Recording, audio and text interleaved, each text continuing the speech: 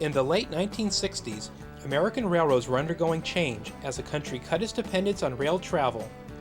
The American interstate highway system was complete, and airplanes were stealing away travelers and mail from passenger trains. The Santa Fe Railway was one company that was hammered hard by the transportation revolution that hit North America. In the next 40 minutes, you will view a time capsule from this era as Virgil's staff and his wife Levada travel the West. This is yesterday's Santa Fe.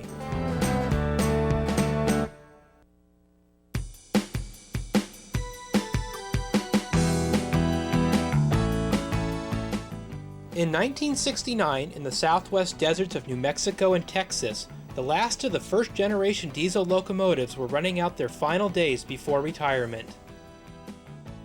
Following World War II, the Santa Fe expedited the purchase of diesel-electric locomotives to replace its aging fleet of steam engines.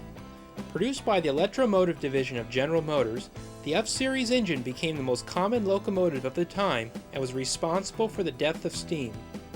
Almost 20 years later, the F-unit with its space-age streamlined body was wearing out. Newer, more powerful engines that included turbocharged generators were being released, and the railroads were snatching them up.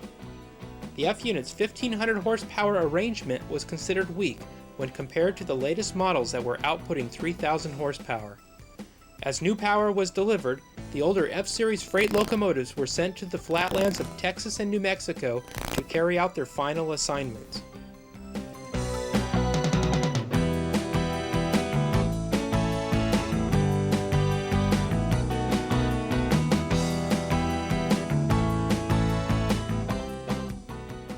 We begin at Bellevue, outside Houston, Texas.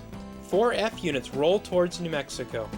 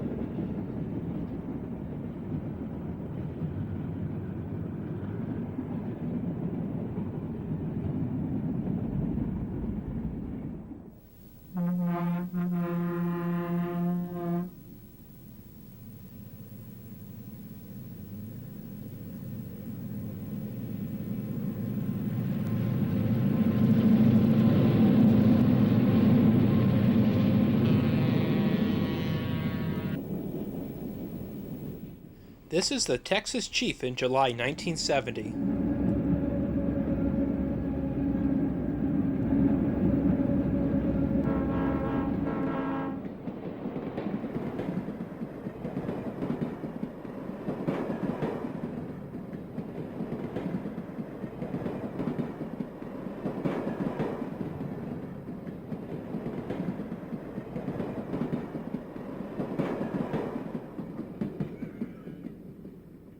This next scene is at a place named Cameron.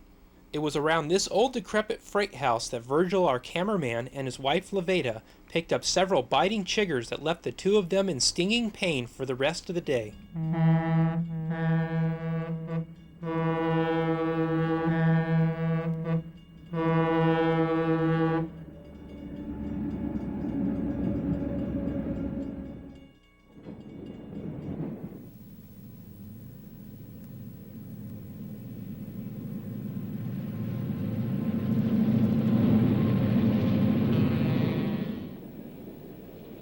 Here, a train with a solid set of F units prepares to depart Cameron.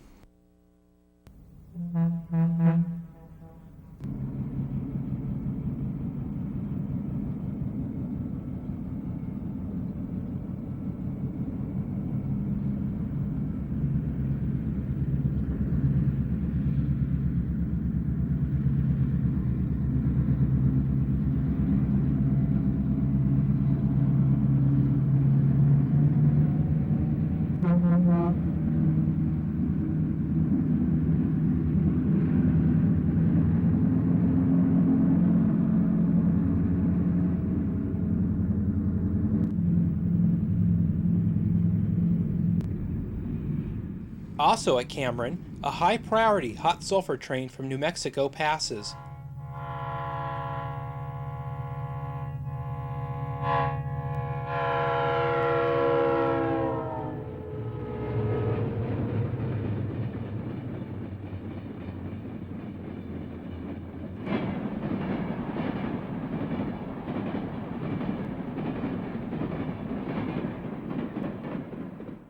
Near Sweetwater, at a station named Lawn, 5 F units and a Jeep carry a train towards New Mexico.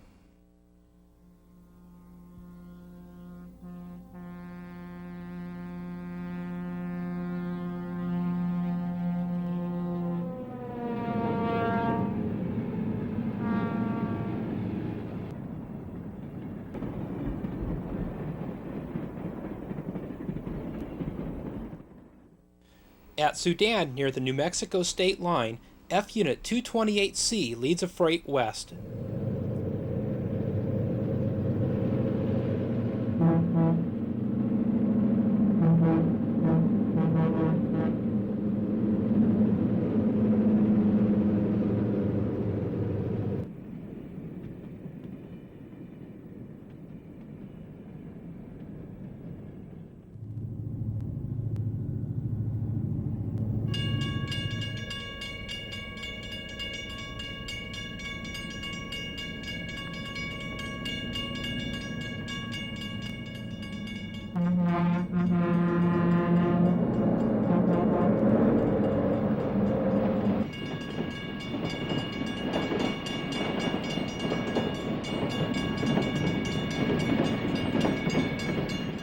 At Texaco on the state line, a train is led by engine number 3397, a model GP35, and was delivered to the railroad in July 1965.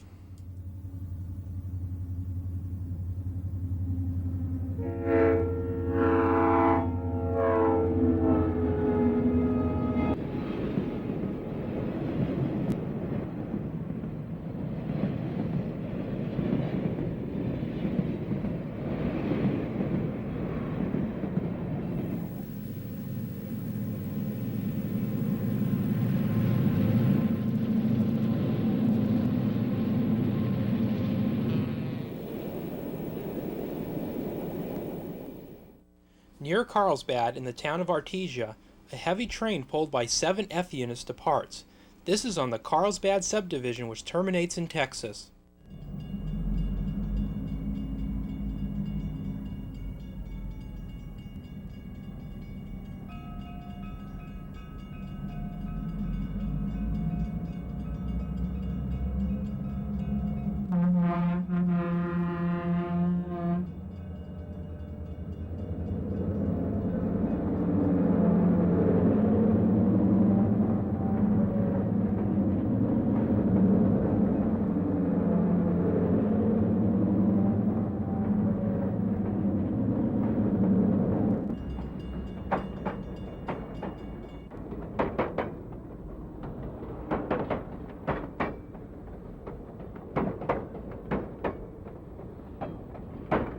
Near the Carlsbad engine facility, a set of F units roll by.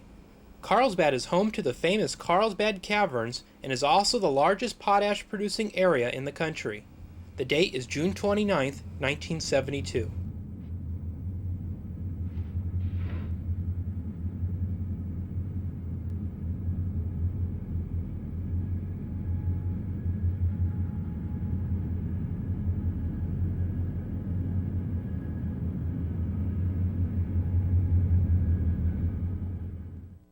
"20 miles west of Clovis, an eastbound freight whips by the former station of Fort Sumner. Virgil is seen taking photographs in the foreground.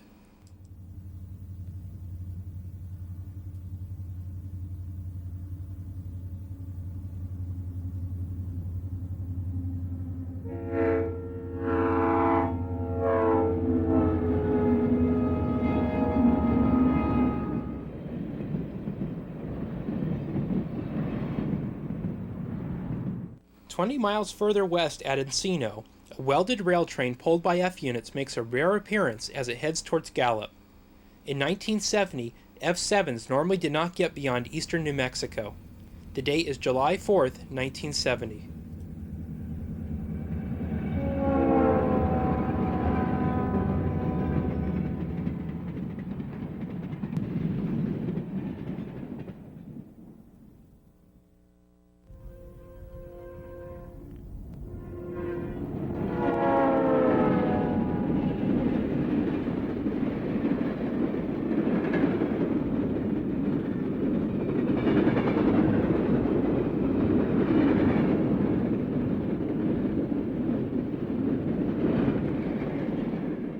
"1970 was the Super Chief's final summer. At Grants, the now combined Super Chief and former all-coach El Capitan pass on a humid July day.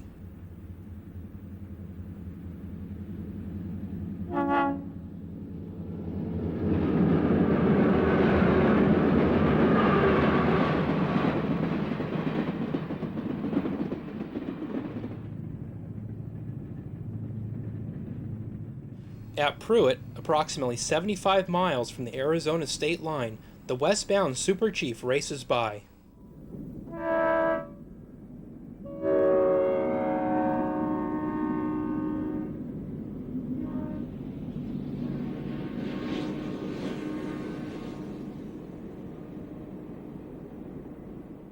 Over the border in Arizona at Chambers, the former Grand Canyon number 23 passes with its usual small consist in July 1970.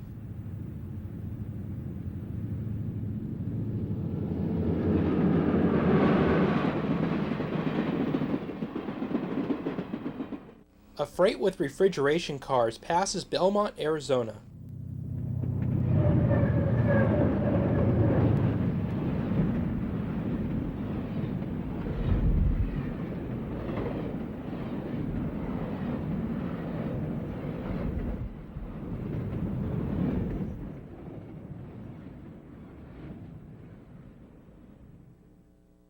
At Flagstaff, Arizona, Virgil and Levada just made it in time to catch the eastbound Super Chief as it left town bound for Chicago.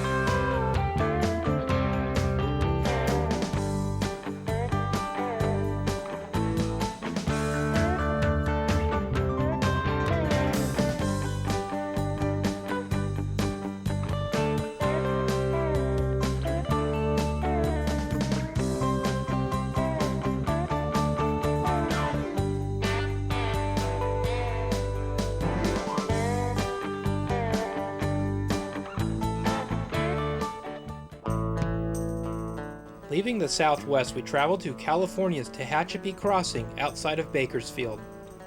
At the base, a freight passes Edison as it prepares to climb the pass.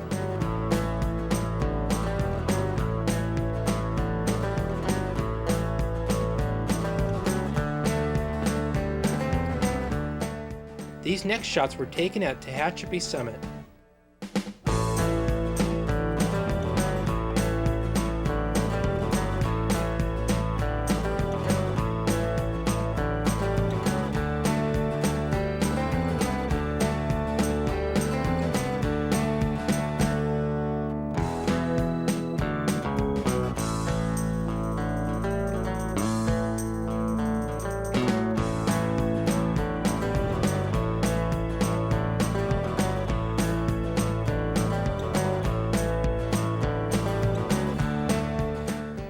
Here, a new F-45 winds through the curves near Rowan.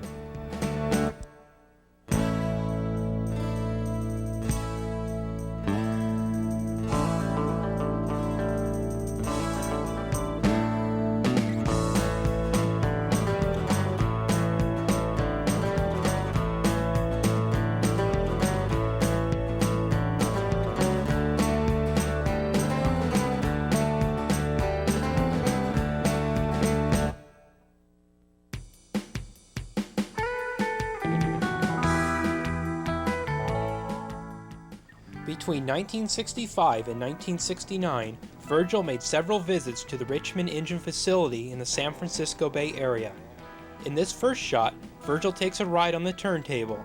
He had access to the entire facility and commends Mr. Al Leard, the roundhouse foreman, for accommodating his visits. Al was an old steam man but knew diesels cold. He was well respected by the people who knew and worked around him.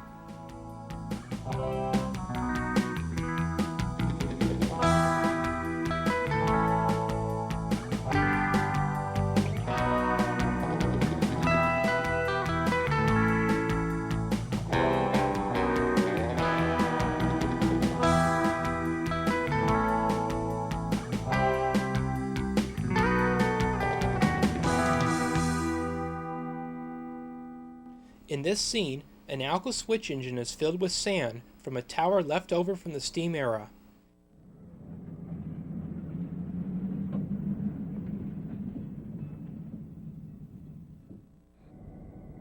Next, it rolls onto the table to be turned. Engine number 2375 was one of 70 model S2 switch engines delivered to Santa Fe in the 1940s.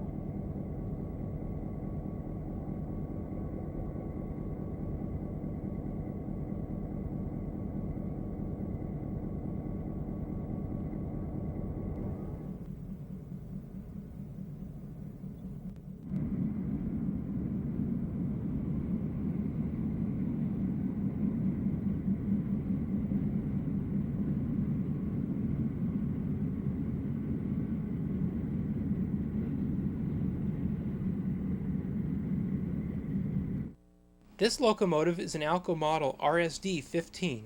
It was one of 50 units delivered to Santa Fe in 1959 and 1960.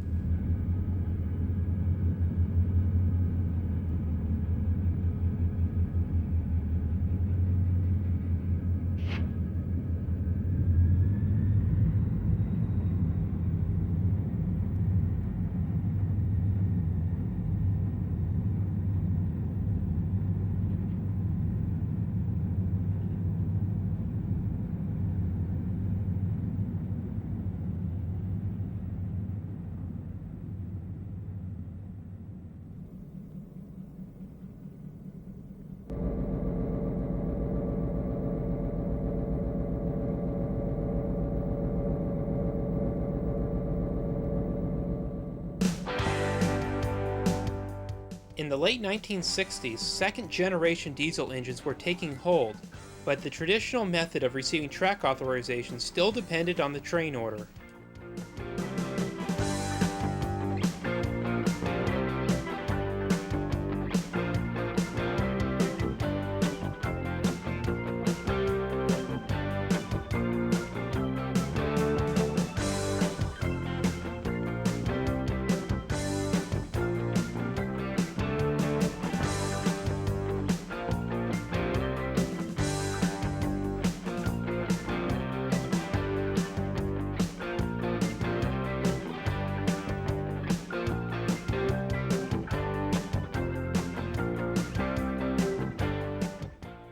In the middle 1970s, BART, the Bay Area Rapid Transit Agency, constructed its new wide-gauge mass transit system along the Santa Fe right-of-way in Berkeley.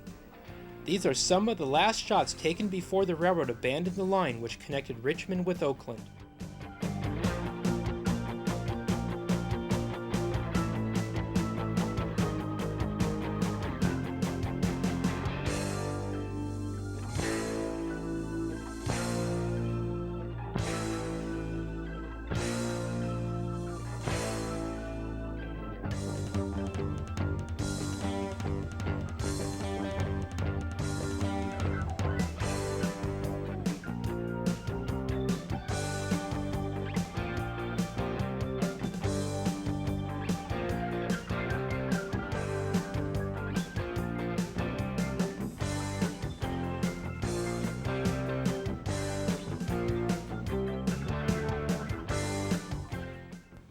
In the late 1960s, most of the railroad's ALCO PA locomotives were gone. In 1968, this set made a rare appearance to the Bay Area when it arrived on a freight in the middle of the night. But probably, the last duty for the PAs occurred on March 23, 1969, when they pulled a special excursion titled the Riverbank Rambler. Sponsored by the California-Nevada Railroad Historical Society and the Pacific Locomotive Association, the special was made up of 2 ALCO PA locomotives that were about to be retired. 23 years earlier, Santa Fe released the sleek, elegant PA to the public at a special reception held in New York. The PAs performed well for many years, but now were beginning to show their age. Most were taken out of service in 1967 when they began starting fires along the right-of-way.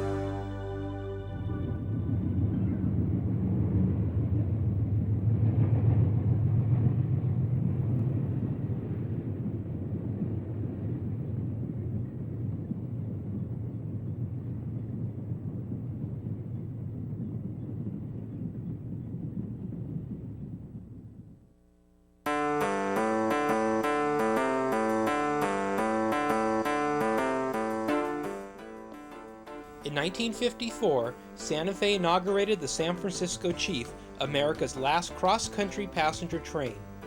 This was a time when most railroads were unsure of the future of rail travel. It was apparent that President Eisenhower was dedicated to the interstate highway system, and Americans were buying automobiles at a swift pace. Regardless, the railroad remained optimistic and went ahead with its plans. The train operated between Chicago and Richmond with a bus connection to San Francisco. There was already competition from the California Zephyr and the city of San Francisco, but Santa Fe's route traveled through the southwest, which the competition ignored. Most notable, this train carried a full-length dome lounge and high-level coaches that gave passengers a view of the landscape from above. This design proved so popular that in the 1970s Amtrak specified the layout when they ordered the Superliner fleet, which is used on today's overnight routes. These images are from the late 1960s when ridership was fading.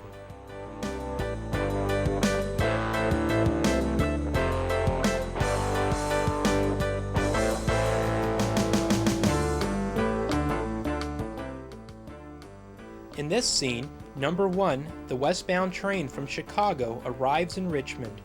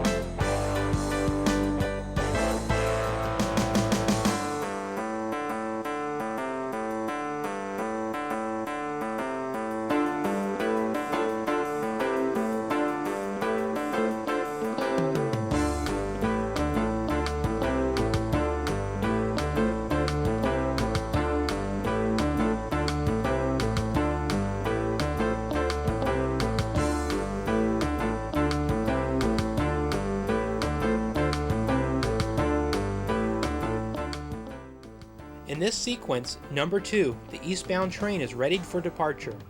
The first step is to back the consist into the station using a switch engine.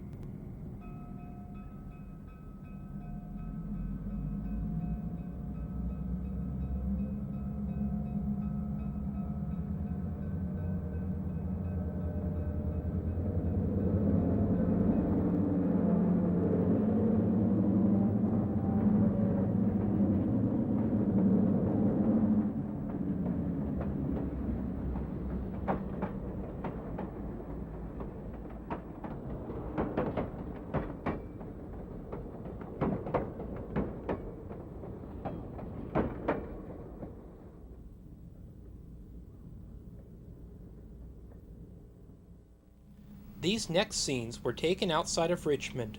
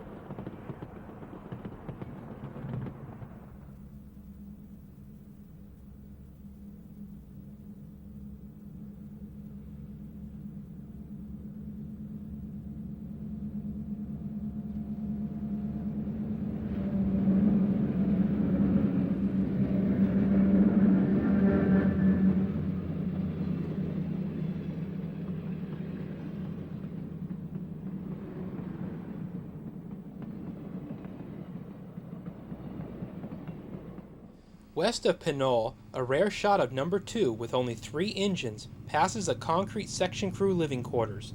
This building has since been demolished.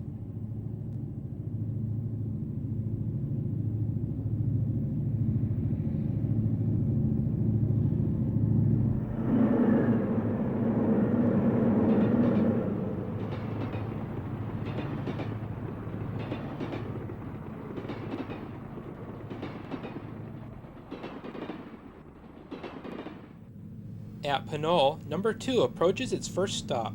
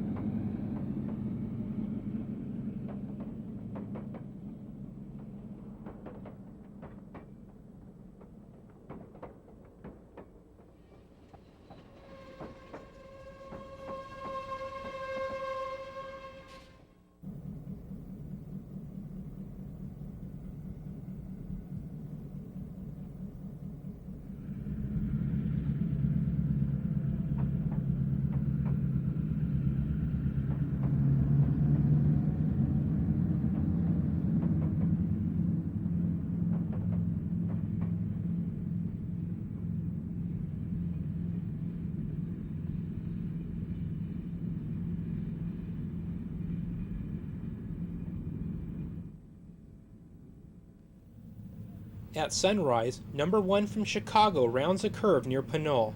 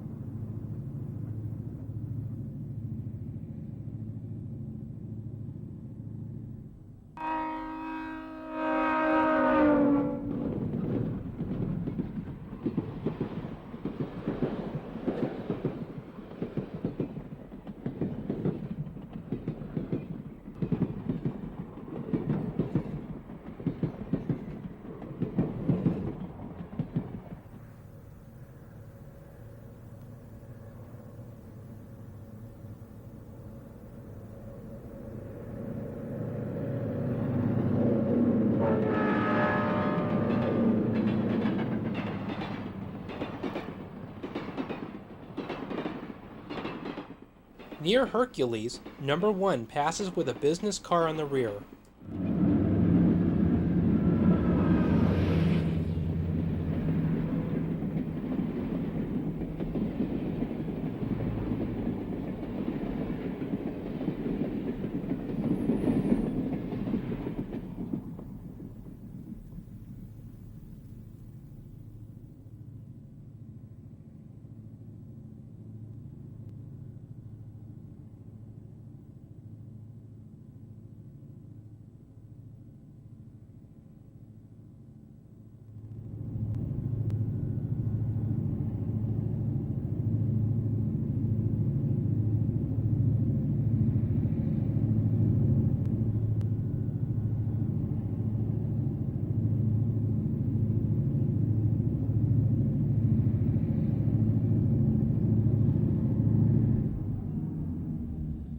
Number 1 passes Collier on its way to Richmond.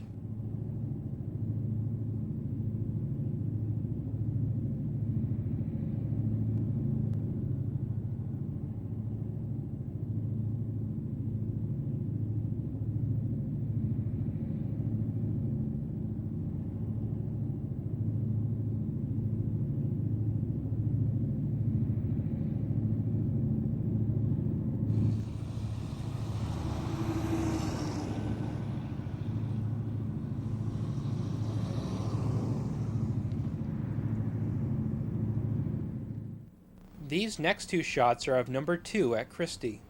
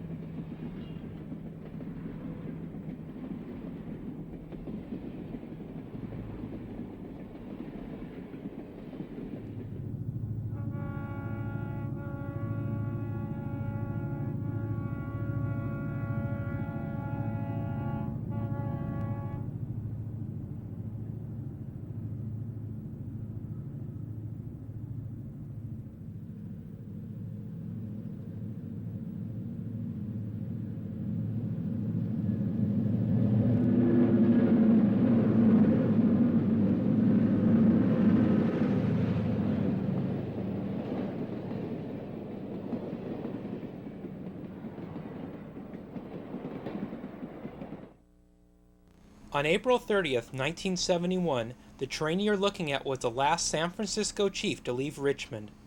With the creation of Amtrak, the Santa Fe was out of the passenger train business.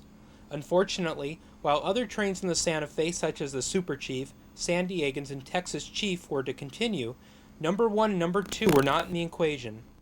Crews said that passengers lifted everything that could be removed on the last run.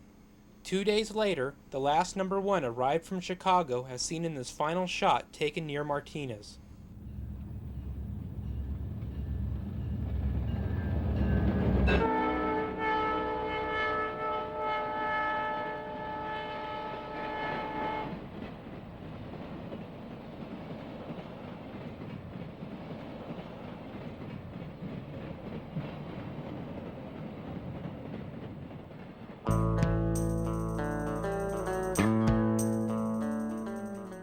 Shortly after arriving in Richmond, the consist and any leftover equipment was coupled together as a funeral train and sent east.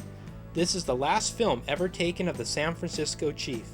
On this day, the streamliner era faded into history.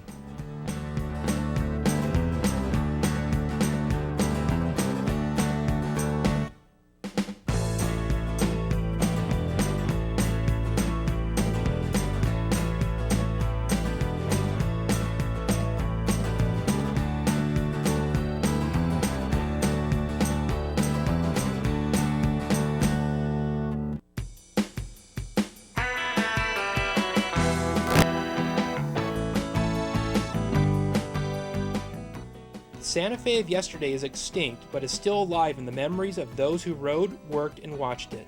We close with these images of the San Francisco Chief.